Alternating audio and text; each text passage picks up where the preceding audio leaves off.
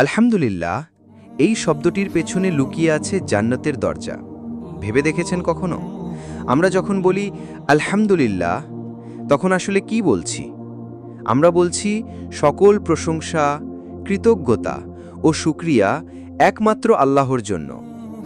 এই একটি বাক্যে লুকিয়ে আছে ঈমান, শুকর, সবর, রিদা অর্থাৎ আল্লাহর সিদ্ধান্তে সন্তুষ্ট থাকা।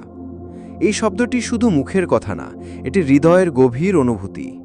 একবার ভাবুন, আপনার জীবনে যদি কিছু ভালো হয় আপনি বলেন আলহামদুলিল্লাহ, আল্লাহ দিয়েছেন তাই কৃতজ্ঞতা। আর যদি কিছু কষ্ট আসে তখনও আপনি বলেন আলহামদুলিল্লাহ আলা কুল্লি হাল, সব অবস্থার জন্য আল্লাহর প্রশংসা। এই বাক্যটা একজন সাবির মুমিনের পরিচয়। আপনি জানেন কি আলহামদুলিল্লাহ বললে জান্নাতে গাছ রোপণ হয়? রাসূল সাল্লাল্লাহু আলাইহি ওয়াসাল্লাম বলেন, মান কালা সুবহানাল্লাহি ওয়ালহামদুলিল্লাহি ওয়ালা ইলাহা ইল্লাল্লাহু ওয়াল্লাহু আকবার গুলিসাত লাহু নাখলাতুন ফিল জান্নাহ।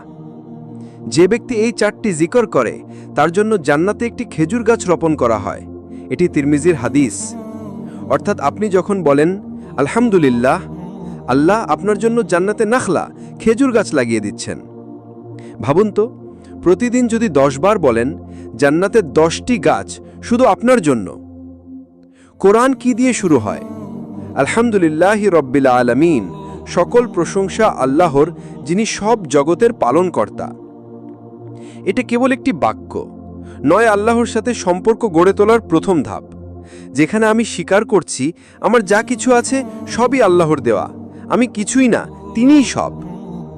এই বাক্যটা কিয়ামতের দিন আপনার আমলনামা ভারী করবে। রাসূলুল্লাহ সাল্লাল্লাহু আলাইহি ওয়াসাল্লাম বলেছেন, আলহামদুলিল্লাহি তামলাউল মিজান।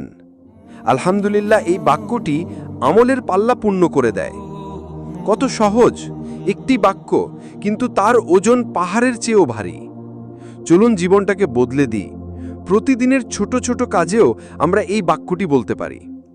সকালে উঠে বলুন আলহামদুলিল্লাহিল্লাযী আহইয়ানা, আল্লাহর প্রশংসা যিনি আমাকে জীবন দিলেন। খাবার শেষে বলুন আলহামদুলিল্লাহিল্লাযী আতআমানা ওয়া সাকানা, যিনি খাওয়ালেন ও পান করালেন। কষ্টেও বলুন আলহামদুলিল্লাহি আলা কুল্লি হাল, সব অবস্থার জন্য আল্লাহর প্রশংসা। আজ থেকে একটি লক্ষ্য নিন, প্রতিদিন অন্তত 10 বার বলবেন আলহামদুলিল্লাহ।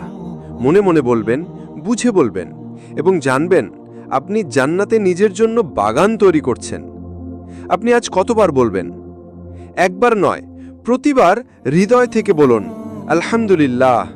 আল্লাহ আপনার জন্য লিখে রাখবেন গাছ, নেকি, ক্ষমা ও শান্তি, ইনশাআল্লাহ।